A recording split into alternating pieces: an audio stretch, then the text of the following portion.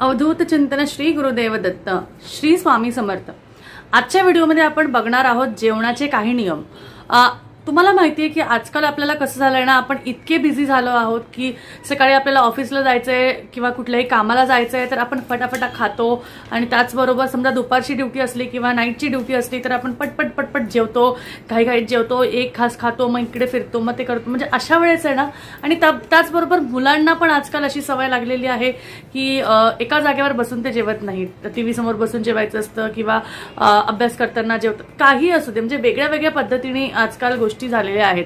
पण भोजन करण्याचे सुद्धा काही नियम असतात आणि ते सुद्धा शास्त्रीय रीतीने आणि वैज्ञानिक रीतीने, म्हणजे सायंटिफिक आणि आध्यात्मिक दोन्ही रीतीने जर का तुम्ही विचार केला तर ह्याचे काही नियम केलेले आहेत आणि ते नियम आधीपासून लागू आहेत आणि आपण ते आत्ताच्या काळात आपल्या आत्ताच्या गडबडीत ते मोडत आहोत आणि त्यामुळे काय होतं, आपल्याला बाकीच्या गोष्टीचा त्रास होतो आणि तुम्हाला वाटतं की आपल्याला हे छोटे छोटे त्रास, हे नकारात्मकता, परत थोडंसं बेचैनी होणं, अडचणी येणं, ह्या सगळ्या का गोष्टी होतात, कारण ज्या महत्त्वाच्या गोष्टी आहेत आपण त्या पाळत नाही आणि त्यामुळे आपल्याला शारीरिक त्रास, मानसिक त्रास आणि सगळ्या गोष्टीबद्दलची अडचणी येणं, या सगळ्या गोष्टी येत राहतात। तर तुम्हाला मी सांगते की महाभारतातनं जेवणाचे काही नियम सांगितलेले आहेत आणि ते जे नियम आहेत ना, ते खूप महत्त्वाचे नियम आहेत। तर तुम्हाला मी सांगते असे खूप कित्येक नियम आहेत। तुम्हाला सांगते आता सुद्धा मी जेवढे नियम माझ्याकडे इथे आहे त्याच्यापेक्षाही भरपूर नियम आहेत, पण मी विचार केला की काहीतरी मोजकी गोष्टी तुम्हाला सांगाव्या, ज्या महत्त्वाच्या आहेत, ज्या लागू पडणाऱ्या आहेत, ज्या आपल्या रोजच्या जीवनात आपण म्हणजे त्या आचरणात आणल्या पाहिजे। आणि त्याचबरोबर सगळ्यात महत्त्वाचं शेवट मी तुम्हाला सांगणार आहे की जसं तुम्ही टायटलमध्ये वाचलं असेल की जर का तुम्ही तुमच्या नवऱ्याबरोबर किंवा तुम्ही तुमच्या बायकोबरोबर जेवत असाल तर काय होतं, ह्या गोष्टीचं सुद्धा मी तुम्हाला सांगते। फक्त आपण म्हणतो की लग्नाच्या वेळेस एका ताटात नवरदेव नवरीला जेवायला देतात, पण त्याच्यानंतर का नाही, तर ह्या गोष्टी असतात बऱ्याचशा ठिकाणी। ह्या गोष्टीला श्रद्धेचा भाग किंवा अंधश्रद्धेचा भाग असं ज्यांना माहिती आहे ते श्रद्धेचा भाग मानतील, ज्यांना नाही माहिती त्यांना वाटेल की नाही हे काहीतरी असं विचित्र सांगतात त्याच्यामुळे अंधश्रद्धा पसरवणं, ह्याच्या मागचा काहीही एक हेतू नाहीये।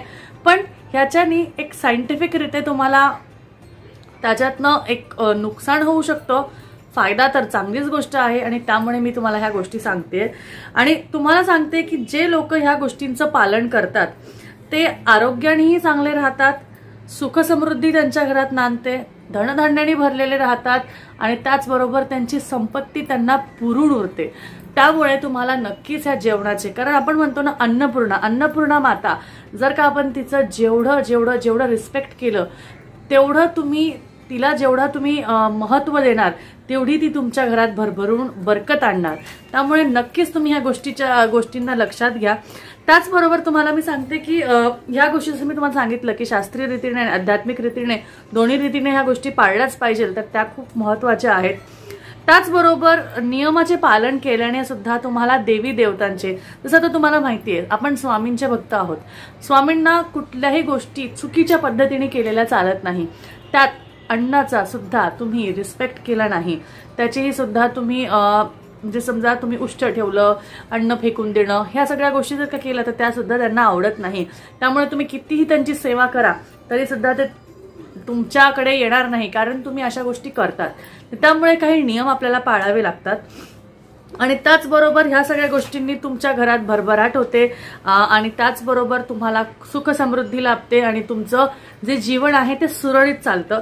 तर नक्कीच बघूया आपण की अशा कुठल्या गोष्टी आहे आणि त्याचबरोबर आहार ग्रहण करताना, म्हणजे त्याच्या आधी किंवा करताना किंवा त्याच्यानंतर अशा कोणत्या गोष्टी आहेत ज्या आपण करायला पाहिजे त्या आता आपण बघूयात। तर सगळ्यात महत्त्वाचं, सगळ्यात पहिले, कधीही जेवण करायच्या आधी देवाचं नामस्मरण करणं नक्कीच गरजेचं आहे। तर त्यासाठी तुम्हाला तर माहिती आहे आपली प्रार्थना आहे, तर जर तुम्हाला नाही जमलं की तुम्हाला प्रार्थना करायचीच आहे तर तुम्ही फक्त देवाचं नाव घ्या आणि तुमच्या जेवणाला सुरुवात करा। जेवणाला सुरुवात करायच्या आधी कधीही तुम्ही बाहेरून येता किंवा कुठलं काम करता किंवा घरात जरी बसलेले असाल तर जेवण हे अन्नपूर्णा माता आहे, त्यामुळे कधीही जेवणाला डायरेक्ट बसू नका। तुमचे हात, पाय, तोंड धुतल्याशिवाय तुम्ही डायरेक्ट बसू नका, कारण अन्नपूर्णा मातेला आपण स्पर्श करणार आहोत आणि तिचा मान राखलाच गेला पाहिजे आणि त्यानंतर तुम्ही जेवणाची सुरुवात केली पाहिजे।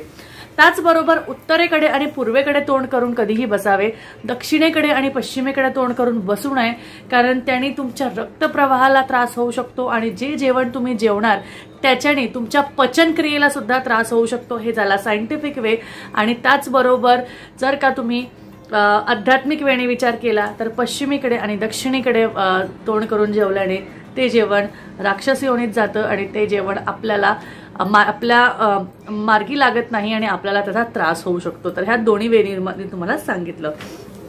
त्याचबरोबर सगळ्यात महत्त्वाचं आपल्याला सवय असते की आज भाजीच खारट झाली, आज हेच आंबट झालं, तेच तिखट झालं, तेच असं झालं.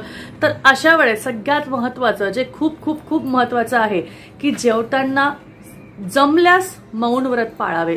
जेवताना कधीही मौन व्रत पाळावे, कारण अन्नपूर्णा माता ही सगळ्यांना लाभत नाही. बऱ्याच वेळेस आपण बघतो खूप गोरगरीब लोक असतात, ते रस्त्यात तसेच असतात, त्यांना जेवण मिळत नाही, वेळेवर जेवण मिळत नाही, त्यामुळे त्यांना इकडे तिकडे भटकावं लागतं.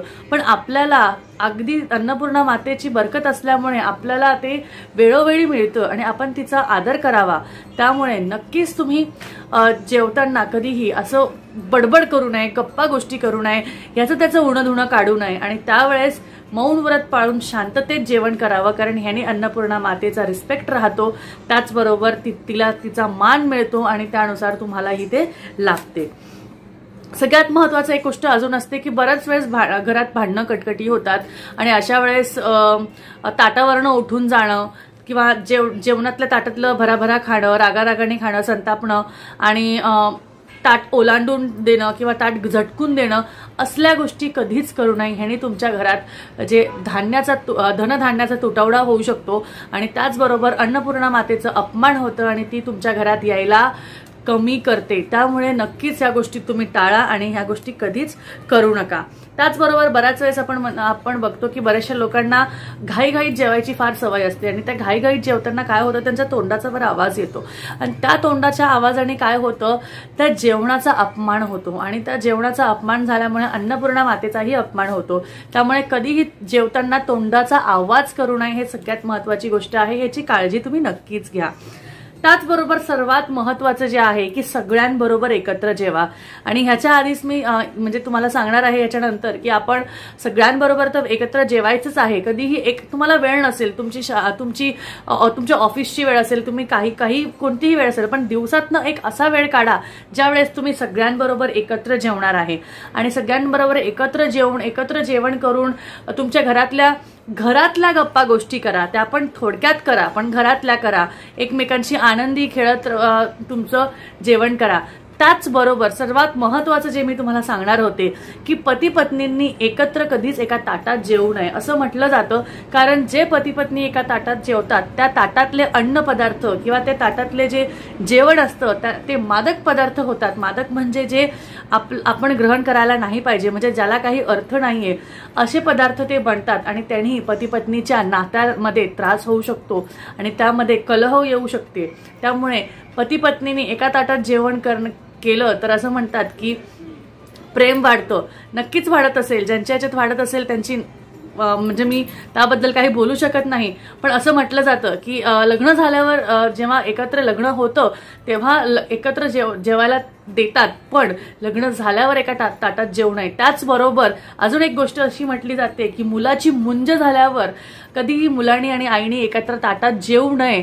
पण मुलगी जेव्हा मुलीचं लग्न होतं त्याच्या आधी जेव्हा ती कुमारिका असते किंवा तेव्हा जी तिच्या घरात असते तेव्हा जर का ती तिच्या वडिलांच्या ताटामध्ये जेवली किंवा तिच्या वडिलांबरोबर जेवली तर वडिलांची जी आयु आहे, त्यांचं आयुष्य आहे, त्यामध्ये वृद्धी होते. अशा खूप गोष्टी आहेत, छोट्या गोष्टी आहेत ज्या नक्कीच आपण पाळायला हव्या. आणि अजून अशा भरपूर नियम आहेत, असे जेवणाचे आपले खूप सारे नियम आहेत जे आपण पाळायलाच हवे. एका व्हिडिओमध्ये सांगितले तर ते पूर्ण होणार नाही.